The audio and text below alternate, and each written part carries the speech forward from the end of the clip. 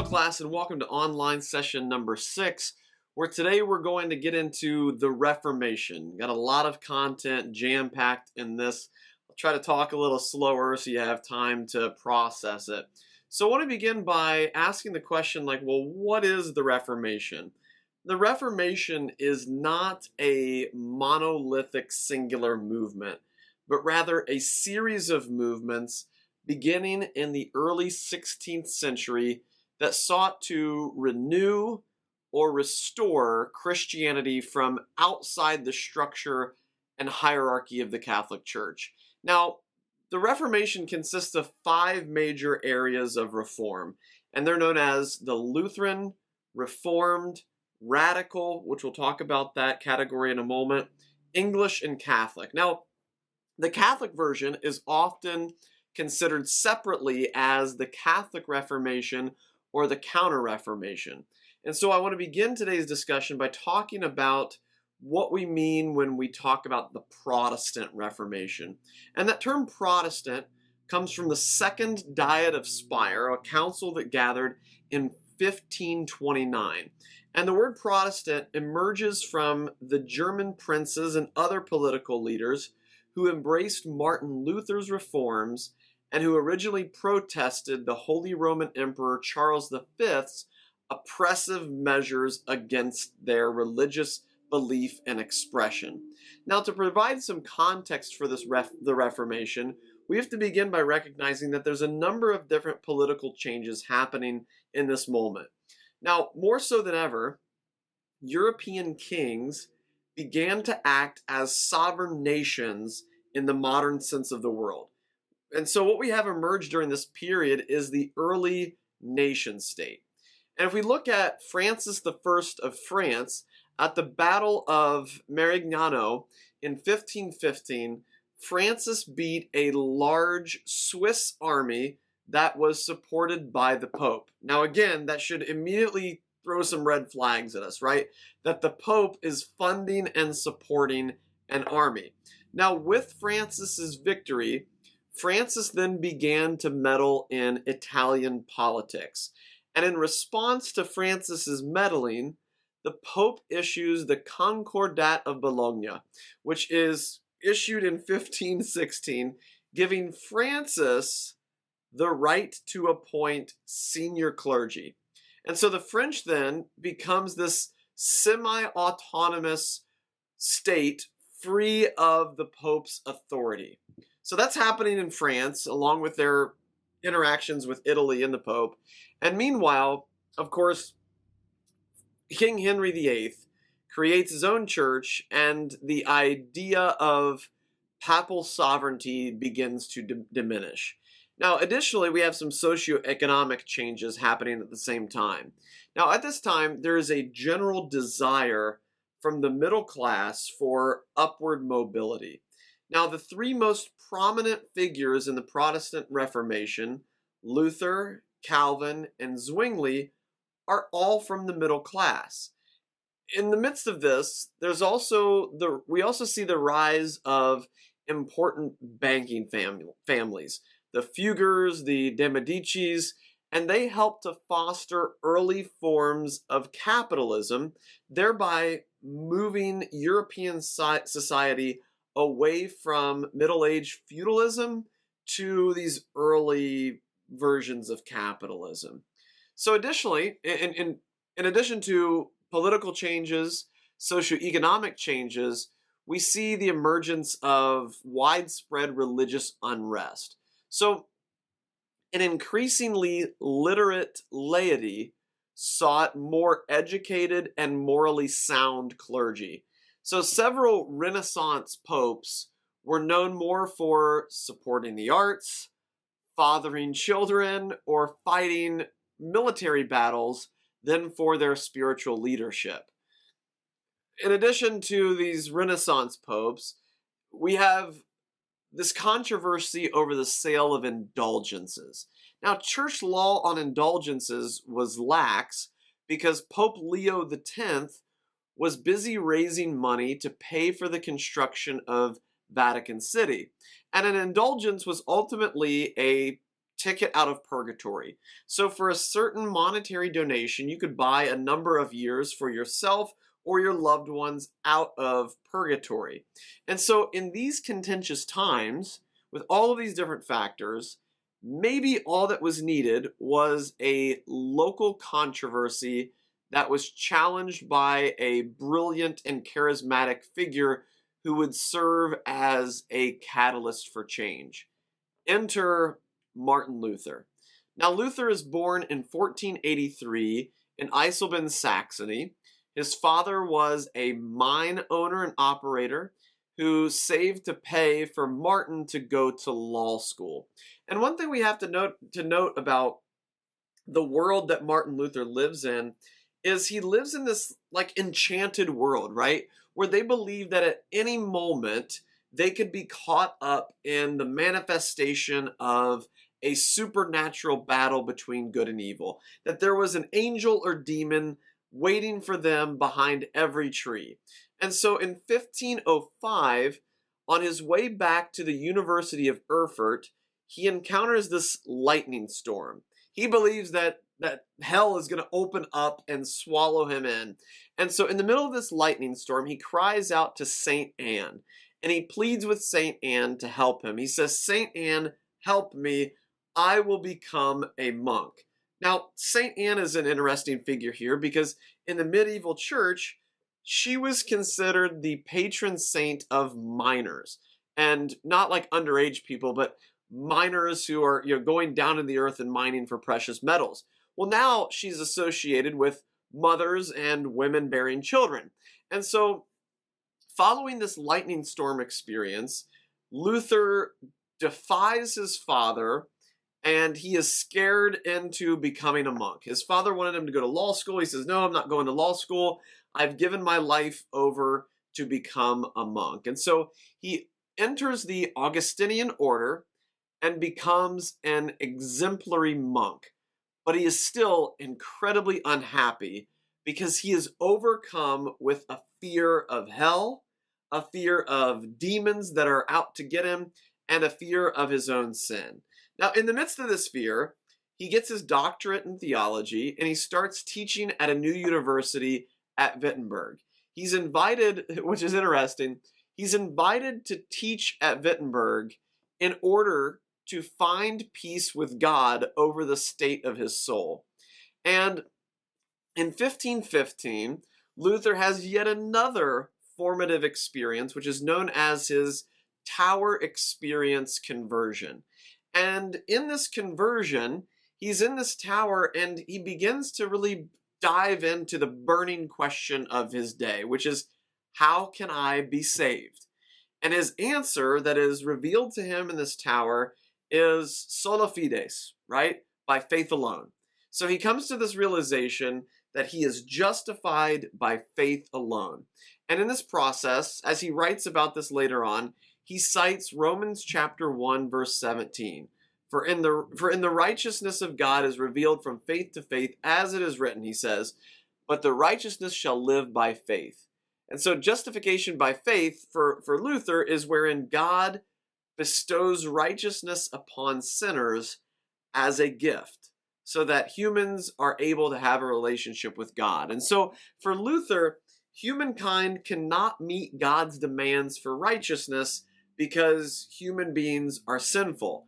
And that is why, through his son's sacrifice on the cross for people's sins, he can justify the ungodly. So Luther, overcome with his sin, finally realizes that he can't work his way into heaven, but that through faith, Jesus has already accomplished that work for him. Now, between 1516 and 1517, Luther comes face to face with the indulgence controversy. So in the 16th century, indulgences became synonymous with purchasing forgiveness. And indulgence originally meant the relaxation or remission of any penance required of sinners. And Pope Leo X wanted to build a bigger version of St. Peter's Basilica in Rome. And so he exploited the indulgence trade in order to raise money. And so John Tetzel is this major indulgence preacher that Luther zeroes in on and not crucifies, criticizes top to bottom. And so Luther then provides his response to what he perceives are these major infractions and ultimately giant points of corruption within the Catholic Church. And in 1517, he posts his 95 Theses to the door of the castle church at Wittenberg. And really, this sets into motion the Protestant Reformation. And in these 95 Theses, it's 95 complaints against the Catholic Church. Now, by 1520, Luther has produced three what many historians consider revolutionary works. The first is his address to the German nobility. And there's two main ideas in this address. First, he writes in German, which is huge, but he writes in German and he makes the claim that all believers are priests, right? And so what we have emerged from this writing is this idea of the priesthood of all believers, that if you are a believer, if you're a follower of Jesus, then you have a specific mission just as every other Catholic priest might have a mission. And then secondly, in this address to the German nobility, he calls upon the German nobility to call a council to reform church abuses. The second notable work, which we're reading this week, is the Babylonian captivity of the church. And in this document, he makes the big claim that the sacramental system of the church and of the Pope has imprisoned the gospel, that it's put the gospel in a box, and actually, instead of pointing people to God, is actually restricting them from experiencing the movement of God. And then the third most notable work is Luther's work entitled Freedom of a Christian. And let me just share a quote from Freedom of a Christian that I think best encapsulates his argument here. He says this: "A Christian man is the most free Lord of all, and subject to none. A Christian man is the most dutiful servant of all, and subject to everyone."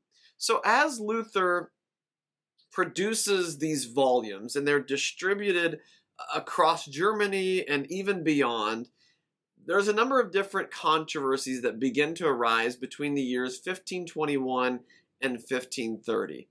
On June 15th of 1520, Pope Leo X issued the, are you ready for it? Papal bull Exsurge Domine, that spelled out Luther's errors. And in this papal bull, he warned that Luther would be excommunicated and called him to recant all of his work within 60 days. Now, when Luther receives this letter, he took to the streets of Wittenberg on December 10th, which is my birthday, 1520, and in the presence of Karl von Miltitz, who is the Pope's representative, he lights this letter on fire.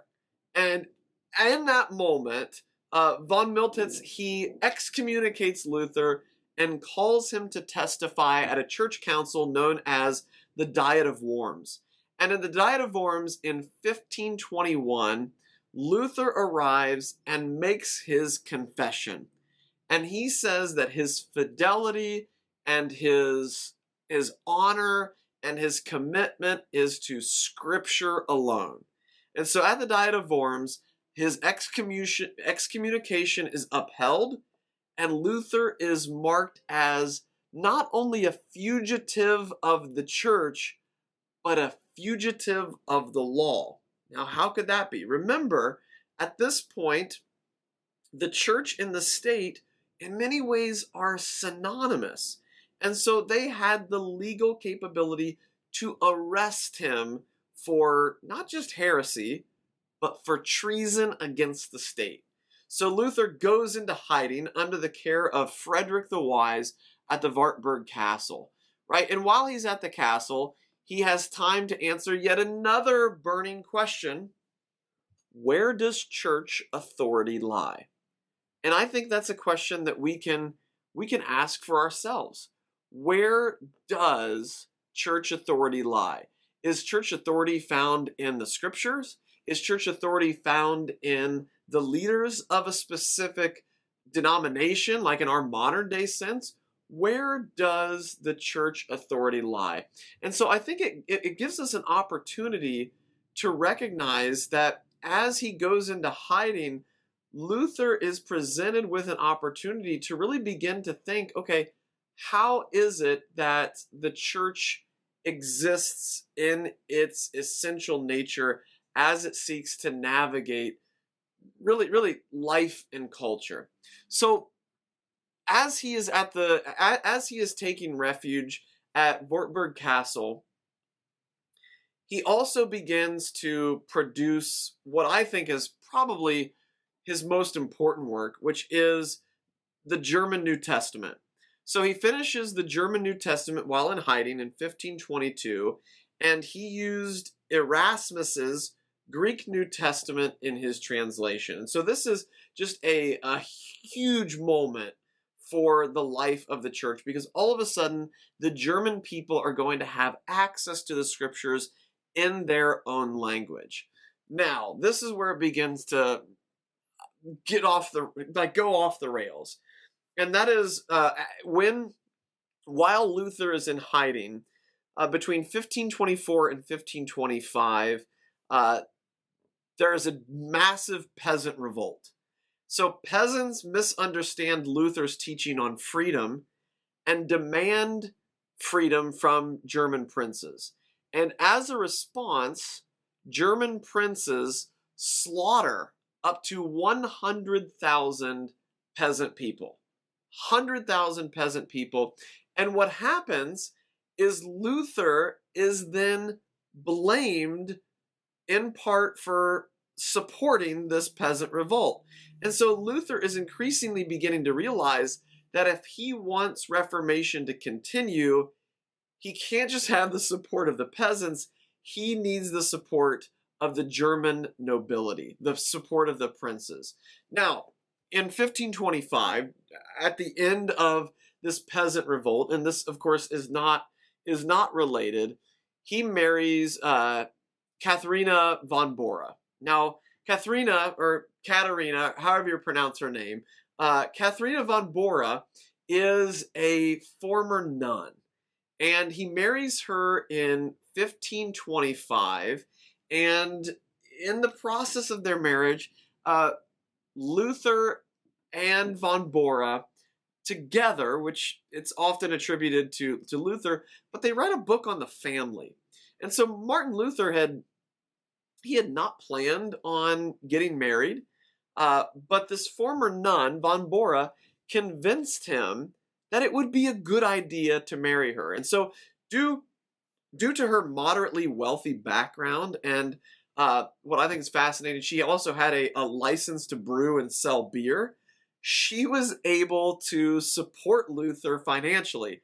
And so Luther himself, he even taught that, quote, "The wife should stay at home and look after the affairs of the household as one who has been deprived of the ability of administering those affairs that are outside and concern the state." And so von Bora, she's an extremely interesting figure because she bred and sold cattle, so she was relatively wealthy. She ran a brewery, and the numerous students who boarded with them, who lived with them, who Martin Luther taught, she usually took care of, and oftentimes she was responsible for educating the students who came to study under Martin Luther. Now, in times of widespread epidemics and sickness, she operated a hospital and commanded an entire squad of nurses. And Luther would often refer to her as the boss. And the morning star of Wittenberg. She would rise at 4 a.m. and would ultimately completely manage the household, but also had deep impact outside the home, as she was the one in many ways influencing a number of Martin Luther's writing after 1525. Now, Luther said in his journal that his wife convinced him of whatever she pleased and explicitly afforded her complete control over the household as long as, and this is a quote, his rights were preserved.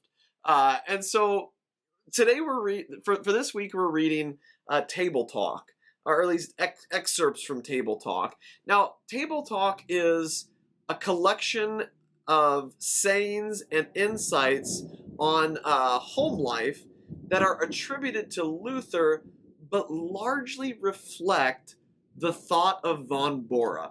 And some historians even claim that Martin Luther's extreme anti-Semitism is actually a reflection of von Bora's anti-Semitism as she dealt with a number of Jewish people in her business ventures. Now, the marriage of von Bora to Luther is extremely important to the history of Protestantism, but since von Bora is a woman, she is often pushed to the margins.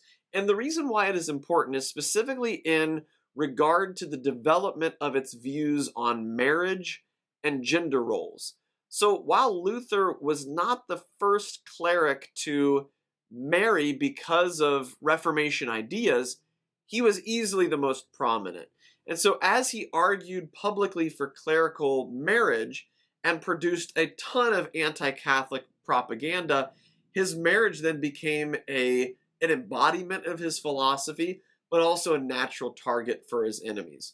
Now, by 1529, there is this meeting to solve a dispute that Luther has with another reformer known as Ulrich Zwingli. Now, this happens at what is known as the Marburg Colloquy. And as Luther is one of these giant reformers, other reformers pop up throughout Europe, and naturally they begin to have these debates. And Luther and Zwingli, they debate over the real presence of Christ in the offering of the Eucharist, right? The Lord's Supper, communion. And so that's a huge point, because we see that as soon as Luther separates from the Catholic Church, that this new thing we call Protestantism is already splintering in its infancy. Now, I mentioned Luther's anti-Semitism. He writes a pamphlet near the end of his life that is entitled On the Jews and Their Lies. And in this work, he calls for the eradication of Jewish influence in German lands, and ultimately provides the blueprint for the Nazi Kristallnacht that unfolded on November 9th through the 10th in 1938, where 30,000 Jews are killed and thousands of homes and businesses are destroyed. And there's a number of different arguments to be made that in many ways Luther provided the theological foundation for the Holocaust. Another pamphlet that he wrote was Warning Against the Jews. And so he believed that there was this global conspiracy whereby the Jewish people sought to take over the world. And I want to just share with you two quotes from Luther's work that really demonstrate this. The first of which he says this. He says, Jews are a base, whoring people, that is, no people of God, and their boast of lineage, circumcision, and law must be accounted as filth. He goes on and he continues to say elsewhere, he says, the Jews are our public enemies, for they do not stop blaspheming our Lord Christ. Right, which brings up, one of our discussion questions for this week, and that is, how do we reconcile these deep flaws, this anti-Semitism, with the otherwise resounding accomplishments of Luther? I think that's something we really have to unpack. And then finally, in 1555, we find the history of the church coming through this tumultuous age of the Protestant Reformation. Luther dies in 1546, but by 1555, the Peace of Augsburg is met, and Lutheranism is given legal status in the Holy Roman Empire under the rule of Quis Region, Ius Religios, whose religion, his region. And so, since there's so much content to cover in the Protestant Reformation, I'm going to stop here and we'll say that this is our section on Luther's Reformation. Looking forward to discussing this content with all of you.